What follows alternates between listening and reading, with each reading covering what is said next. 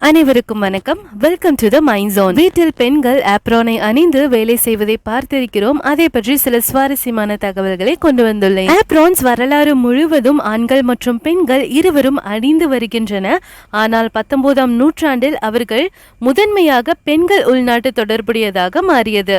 முதல் ஆப்ரான்கள் விலங்குகளின் தோள்களிலிருந்து தயாரிக்கப்பட்டன மற்றும் எகிப்து, கிரீஸ் மற்றும் ரோமில் உள்ள பண்டைய நாகரிகங்களுக்கு முந்தையவையாகும். ஆப்ரான்கள் பண்டைய ரோமில் அந்தஸ்தின் அடையாளமாக இருந்தன. அடிமைகள் வெற்று ஆப்ரான்களை அணிந்தும் பணக்கார நபர்கள் அலங்கரிக்கப்பட்ட ஒன்றை அணிந்திருந்தனர். இடைக்காலத்தில் கைவினைஞர்கள், வர்த்தகர்கள் தங்கள் ஆக்கிரமிப்புகளை குறிக்க ஆப்ரான்கள் அணிந்தனர். ஆப்ரான்கள் கலை மற்றும் சுய வெளிப்பாட்டிற்கான கேன்வாஸாக பயன்படுத்தப்படுகின்றன.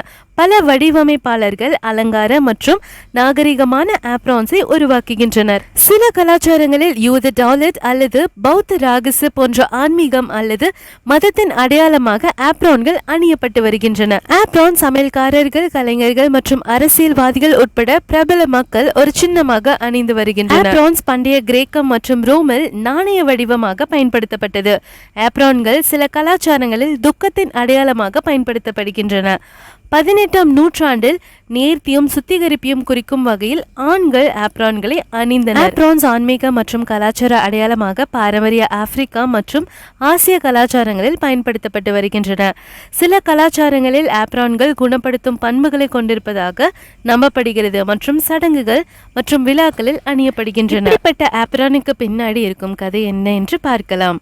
1800களின் பிற்பகுதியில் ஸ்காட்லாந்தில் உருளும் மறைகளின் அமைந்துள்ள ஒரு சிறிய கிராமத்தில் மோர்வன் என்ற புகழ்பெற்ற ஏப்ரான் தயாரிப்பாளர் இருந்தார். மோர்வென் தனது நேர்த்தியான ஏப்ரான்களுக்காக புகழ் பெற்றவர். சிக்கலான வடிவங்கள் மற்றும் சின்னங்களுடன் செய்தார். அவர் அவற்றின் சொந்த ரகசியங்களையும் கதைகளையும் வைத்திருப்பதாக தோன்றியது. ஒரு துரதிருஷ்டவசமான மாலை ஒரு மர்மமான அந்நியன் கிராமத்திற்கு வந்து மோர்வனின் மிகச்சிறந்த ஆப்ரானை தேடினான். அந்நியன் பச்சை நிற கண்களை துளைத்த ஒரு பெண்.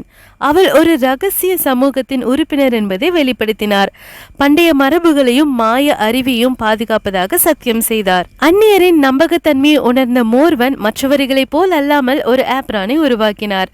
அவள் தன் துணியில் ஒரு சக்தி வாய்ந்த சின்னத்தை நெய்ய பல தலைமுறை ஆப்ரான் தயாரிப்பாளர்களை கடந்து அணிந்தவர்களுக்கு பாதுகாப்பு, ஞானம் மற்றும் கற்பனை செய்ய முடியாத சக்தியை வழங்குவதாக கூறப்பட்டது. அந்நியன் ஆப்ரானை அணிந்த போது அவள் இரவில் மறைந்து விட்டாள். நேரம் வரும்போது ஏப்ரன் விழிக்கும் என்ற ஒரு கிசுகிசுவை விட்டு சென்றாள். பல ஆண்டுகள் கடந்தன. மோர்வனின் ஆப்ரான்கள் சேகரிப்பாளர்களும் ஆர்வலர்களும் விரும்பப்பட்டன. ஆனால் இப்போது மறைத்த அந்த தேர்ந்தெடுக்கப்பட்ட அணிந்தவருக்காக காத்திருக்கும் மர்மமான ஆப்ரானை பற்றிய உண்மையை யாரும் அறிந்திருக்கவில்லை. ஒரு புயல் நிறைந்த இரவு ஒரு இளம் பயிற்சியாளர் எய்லித் மோர்வனின் அறையின் மறைக்கப்பட்ட ஏப்ரானில் தடுமாறினார். அவள் இடுப்பை சுற்றி சுரங்கங்கள் கட்டிய போது சின்னம் பிரகாசிக்க தொடங்கியது. மேலும் ஆற்றல் மற்றும் அறிவின் எழுச்சி அவளுடைய மனதில் நிரம்பி வழிவதை எய்லித் உணர்ந்தாள். ஏப்ரனின் சக்தியுடன் எய்லித் மறைக்கப்பட்ட உண்மைகளை வெளிப்படுத்தினார்.